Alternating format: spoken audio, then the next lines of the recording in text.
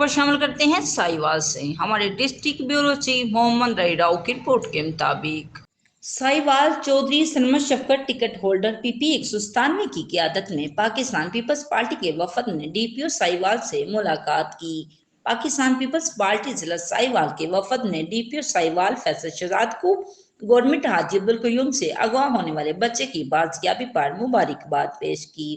اور انہیں پھولوں کے گلدستے پیش کیے اور پھولوں کے ہار بھی پہنائے اور ان کی محنت کو بھی سراہا۔ اس موقع پر وفد نے بھی ڈی پی او سائیوال کو مبارکباد پیش کی۔ وفد میں سردار ظفر گھمن، سردار سمال انڈسٹریز سائیوال، شیخ یاسر روف ایڈوکیٹ، صدر Pakistan peoples party city Sahiwal, Rao Muhammad Raheel, صدر ٹریڈنگ ونگ ضلع سائیوال، پاکستان پیپلز پارٹی چودھری بلال گلزار، نائب صدر پاکستان پیپلز پارٹی ضلع Sahiwal, Farooq Altaf Bajwa, general secretary Pakistan peoples party ضلع Sahiwal, Haji Mushtaq Ahmed, deputy information secretary Pakistan peoples party ضلع سائیوال،